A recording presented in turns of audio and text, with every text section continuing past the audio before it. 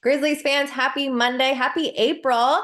It is time for another Grizzlies game day update. Today, the Grizzlies are taking on Detroit for the second of three times, and we'll get into that. This season, we play them again on Friday, but today it is in Detroit. So joining us to talk about this one is our good friend, Omari Sankofa II. I am so excited that you're here because you have a good knowledge of both teams. We're going to play the Detroit Pistons three times this year because we played them like that makeup game for the in-season tournament earlier in December. And we'll talk about that one because I saw your tweet this morning. It reminded me that that was you said, one of the ugliest losses. It was a 19 straight loss for the Detroit Pistons Yeah. back in December. But both leading scorers, like the leading scorer for us, the leading scorer for you, not playing tonight. So it's going to be a very different game. In that game, Omari, Desmond Bane had 49 points. He is out tonight, as well as Vince Williams Jr. for us. And Bogdanovic had 22 points for the Pistons. He is obviously no longer there. Who do the Grizzlies need to look out for tonight? Yeah, so it is a completely different Pistons team since the last time they played. Boyan is now in New York. Yep. And the Pistons are I feel like both teams are in the same boat where they just have really long injury reports. And the Grizzlies probably have dealt with that more than the Pistons this season, but the Pistons still have like 7 or 8 guys out. So obviously, Cade Cunningham, he's coming off of a 33-point game. And this is the best season he's had in his career by far, just when you look at his raw numbers.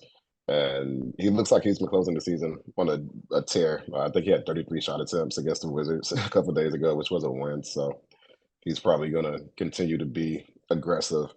And then with him, just with Boyan being traded, and he was the previous team's like go-to guy, other than Cade, other guys have stepped up. So Jalen Duren's been pretty good. I think he had 20 and 18 the last game. He and Cade had all but maybe 3 of their points in the fourth quarter to close out that one. And Cade and JD have really developed strong chemistry, and I would expect those two guys would be on it again tonight as well. So the last time we played, it was those two guys. Like if you take Bogdanovic out of it, those two guys had big games as well. Jalen had 17 points, 11 rebounds, and then Cade had 16 points and 10 assists. Have those numbers, obviously with Bogdanovic gone, have those numbers been growing? I know you mentioned they're coming off big games, but in terms of like steady, should the Grizzlies expect bigger games from them tonight? I think so. It's definitely at a point where the young guys know that they don't have to defer to anyone. It's their team. Of all the guys that arrived after the deadline, the only one who is sort of in that same tier scoring wise is Simone Fontecchio, and he's been really good for him. Shot the bar really well, but he's been dealing with a big toe injury. He's missed their last, I believe, 7 games with 8 games left. I don't know if he's going to come back. So Okay. at this point, it really is just Cade and Duren. But yeah, I mean, those guys have really stepped up. Like Cade, especially, is sort of carried himself like the number one guy. He's been aggressive to begin games, end games. Like I would expect. Well, you said he scored 16 last time. Like I would definitely think that number would go up tonight. Yeah, plus 10 assists. So big game. Plus 10 assists. Plus 10 assists. A guy that has been our go-to guy steady all year is Jaren Jackson Jr. He'll be in tonight, as well as Gigi Jackson, who did not play in the game against the Pistons last time. So this will be the first time you see him. JJ's coming off a low-scoring game in a loss to Orlando. So looking for a bounce back tonight against Detroit. I know you are familiar with Jaren Jackson Jr. Because you used to cover the Grizzlies just a few years ago. What have you seen growth-wise? I feel like sometimes when we're so close to a player, it's like you don't notice your hair grows when you see it every day, but then you see me 3 months and my hair has grown. What have you seen from Jaren Jackson Jr. this year? Yeah, I mean, this is probably the first year of Jaren's career where he's been probably a lead option for the vast majority of the season. Obviously, his first year, his rookie year, he was playing behind Mike Conley and Marc Gasol a bit. And then, of course, he's had Ja every year since then. So you just look at his numbers this season, and they've won going up a good degree. But I think along with that, he still fouls a lot, but he's also, playing a career high in minutes. And that foul number hasn't punched up too much more. So he's slowly starting to figure things out on that end. But he's just a really good two-way big. I mean, we all know what he can do on defense, but he doesn't really get enough credit for what he can do on offense, where he can shoot the ball.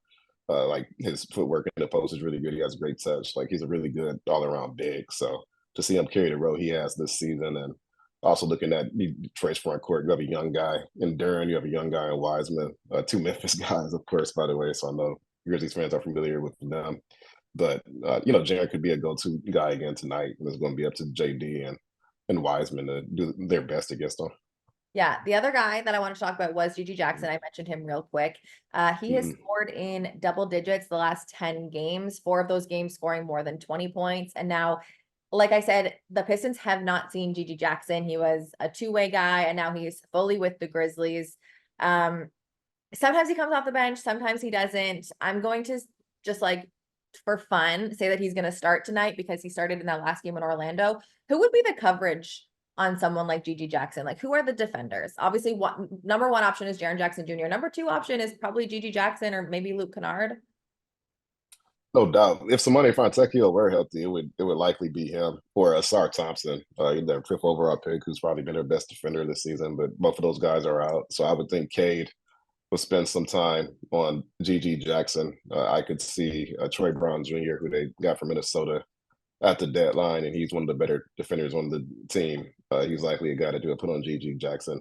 And they switch a bit too, so I could see, maybe Jaden Ivey even getting, some reps on him here or Another there, just kind of depending on how Memphis things guy shake out. is around. Another kind of Memphis guy. Of course, his mom DL was an assistant with the Grizzlies before. She went back home to lead Notre Dame. So yeah, a lot of Memphis signs with this Pistons team, but it's really those guys who are going to have to step up and kind of take that challenge. And Gigi really has been good for how young he is. So I'm curious to see how Memphis looks next season when they actually get Job back and he has all these guys behind him now. Yeah, it'll be fun. Fingers crossed. I have 2 more questions for you. Pistons and the Grizzlies, actually, both teams bottom 5 in points per game, so very low scoring teams. The Grizzlies really hang their hat on the defensive end. A lot of that has to do with Jaren Jackson Jr., the reigning defensive player of the year. The Pistons, though, 26th in defensive rating. Tell me what they do well. So they do have a few guys on the wing who can fester opposing players. Again, they have injuries now, so those guys aren't really playing. But Asari Thompson, as a rookie, really has been a standout defender. They've trusted him with assignments like Donovan Mitchell, Devin Booker, a lot of just the higher scoring wings in the league, and he's really held his own. So you have Asar and then Simone Fontecchio. Those are two guys who really give him some size and some bite on the perimeter. But with them out, this is not a good defensive team. I mean, I can't even really pinpoint exactly who steps up on that end tonight. Kade can have his moments, but he's doing so much on offense that there's still leaps he can make on that end, along with Jaden Ivey and Jalen Duren. Those guys are young and they're probably not quite there on defense yet. So this is just a roster that just doesn't really have that defensive depth. They don't really have a big who can do. I mean, Jaren's the reigning defensive player of the year, so of course the Pistons don't really have that right now. So I think the number is pretty accurate. I mean, they're 26 in defensive rating. They've struggled on that end all year. They have good moments, but as far as doing it for 48 minutes, this just hasn't been that type of team. Okay, let me ask more specifically then. If the Grizzlies are going into this one, coming off a pretty disappointing loss in Orlando, can you fill in this blank for me? If the Grizzlies take advantage of the Pistons blank, they can set themselves up for a victory tonight.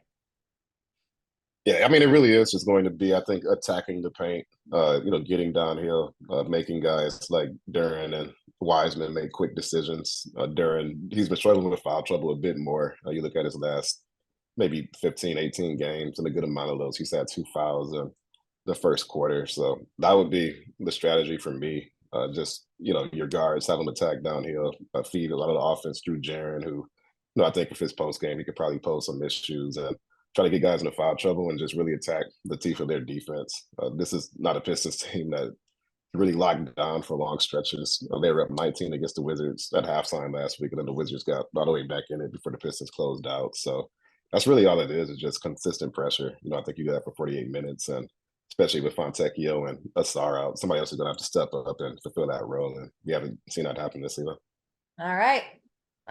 Well, hopefully this is a good game. We're always here for good basketball. This one tips off at 6 p.m. Central Time, so it's a little bit earlier than normal because they're over there on the East Coast. Omari, thank you so much. And I'm so excited to see you in town this week. So we'll see you Friday.